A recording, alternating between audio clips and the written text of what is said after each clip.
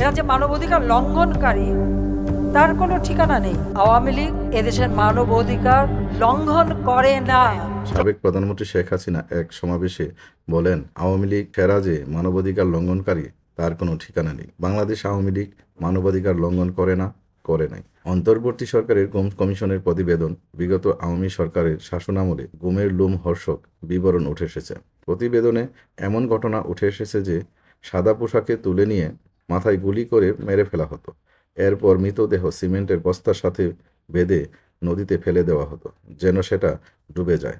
এছাড়া হত্যার পর ট্রেন লাইনে লাশ ফেলে রাখা হতো যাতে ট্রেনের চাপায় লাশটি ছিন্ন বিচ্ছিন্ন হয়ে যায়। মহাসড়কে চলন্ত গাড়ির নিচেও ফেলে দেওয়ার প্রমাণ মিলেছে গুম কমিশনের। এছাড়া গুমের শিকার ব্যক্তিকে অমানসিক নির্যাতনের তথ্যও উঠে এসেছে। হুট সেলাই করে দেওয়া, যৌনাঙ্গ ও কানে বৈদ্যুতিক শক দেওয়া, নদীতে ঝাঁপ দিয়ে পালানোর চেষ্টা, তাকে উদ্ধার করে সেখানেই মেরে ফেলার ঘটনাও ঘটেছে।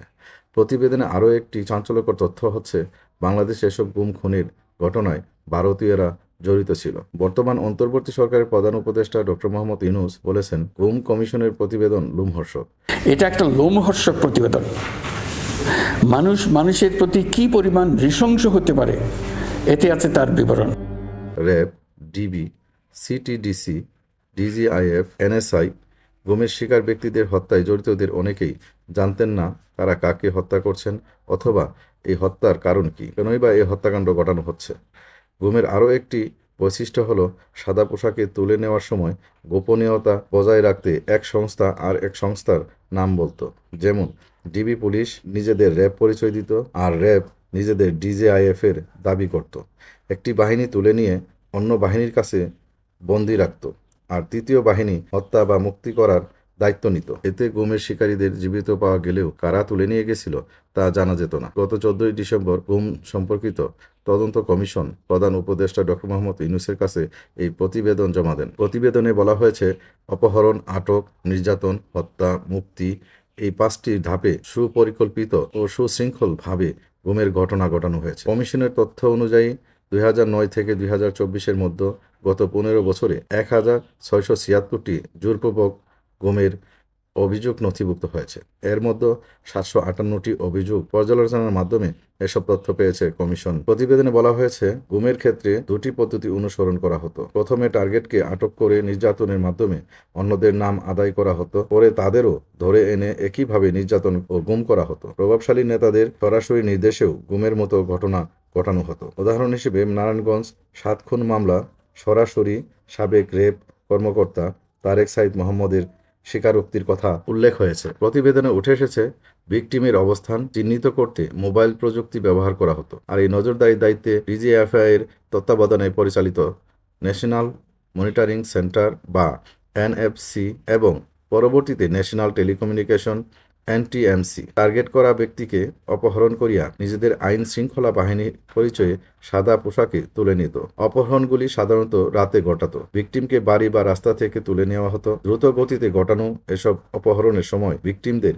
চোখ বাঁধা বা হাত করা পরানো হতো। পুরো ঘটনাটি এত দ্রুত ঘটত যে আশপাশের মানুষ কিছু বুঝে ওঠার আগেই অপহরণ সম্পূর্ণ হয়ে যেত। কমিশন ভুক্তভোগীদের সাক্ষাৎকারের ভিত্তিতে দেশের বিভিন্ন স্থানে মোট 8টি গোপন কারাগারের সন্ধান পেয়েছে। সেগুলি ডিজিএফআই, র্যাব, সিটিটিসি পরিচালনা করত। ঢাকা ও চট্টগ্রাম র্যাব ইউনিট, ডিবি সদর দপ্তর, কয়েকটি আইন শৃঙ্খলা বাহিনীর কার্যালয় পরিদর্শনের পর কমিশন জানিয়েছে, ওইসব আটক কেন্দ্রের মধ্যে কাঠামোগত মিল রয়েছে। কমিশনের ধারণা, গুম নির্যাতনের কর্মকাণ্ড একটি কেন্দ্রীয় পরিকল্পনা তদারকির আওতায় পরিচালিত হতো। প্রতিবেদনে উঠে এসেছে, অনেক গোপন কারাগার অক্ষত থাকলেও কিছু ধ্বংস করে ফেলা হয়েছে। ভুক্তভোগীদের উপর চালানো নির্যাতনের মধ্যে ছিল পিটানো, বৈদ্যুতিক শক এবং আরও ভয়াবহ শারীরিক ও মানসিক নিপীড়ন। বিশেষ করে সেনাবাহিনী পরিচালিত বন্দিশালায় সাউন্ডপ্রুফ কক্ষ এবং অত্যাধুনিক নির্যাতন যন্ত্র ব্যবহার করা হতো। গুমের শিকারীদের বেশিরভাগ সময় মেরে ফেলা হতো কিংবা অপরাধ হিসেবে বিচার ব্যবস্থায়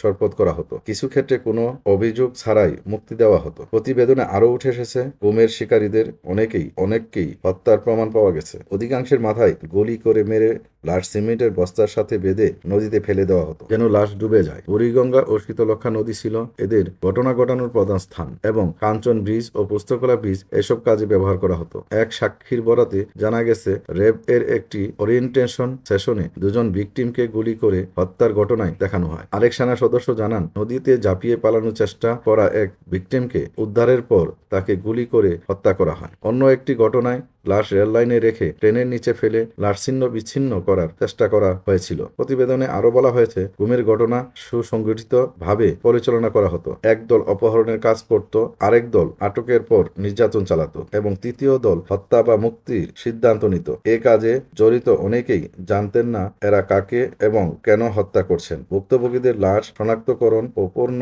উদ্ধার কঠিন করতে পরিকল্পিতভাবে সেগুলো গুম করা হতো। কমিশনের পরিসংখ্যান অনুযায়ী গুমের শিকারীদের মধ্যে 73% জীবিত ফেরত এসেছে, তবে 27% এখনো নিখোঁজ রয়েছেন। ফিরে আসার ভুক্তভোগীরা জানিয়েছেন তাদের বিরুদ্ধে সন্ত্রাসবাদ, অস্ত্র আইন, বিশেষ ক্ষমতা আইন বা ডিজিটাল নিরাপত্তা আইনের আওতায় মিথ্যা মামলা দেওয়া হয়েছে। কমিশন জানিয়েছে তারা এ বিষয়ে গভীর তদন্ত চালাচ্ছে এবং ভবিষ্যতে আরও বিস্তারিত প্রতিবেদন প্রকাশ করা হবে। গুমের ঘটনায় জড়িত র্যাব, টিবি, ডিজিএফআই, সিটিডিসি এবং গোয়েন্দা সংস্থা এনএসআই গুরুত্বপূর্ণ ভূমিকায় পালন করছে। নিম্নপদস্থ কর্মীরা প্রায় জানতেন না কাকে বা কেন আটক করা হয়েছে, তবে উচ্চপদস্থ কর্মকর্তারা প্রায় সরাসরি এসব অপারেশনে জড়িত ছিলেন। কমিশনের তথ্য অনুযায়ী গুমের ঘটনাগুলোকে আন্তর্জাতিক চক্রান্তের অংশ বলেই উল্লেখ করা হয়েছে। বিশেষ করে ভারতের সম্পৃক্ততা উঠে এসেছে প্রতিবেদনে। সুখরঞ্জন বালি ও বিএনপি নেতা সালাউদ্দিন আহমেদের গুমের পর ভারতে স্থানান্তরের ঘটনা উল্লেখযোগ্য। আওয়ামী লীগ আমলে মুক্তিযোদ্ধা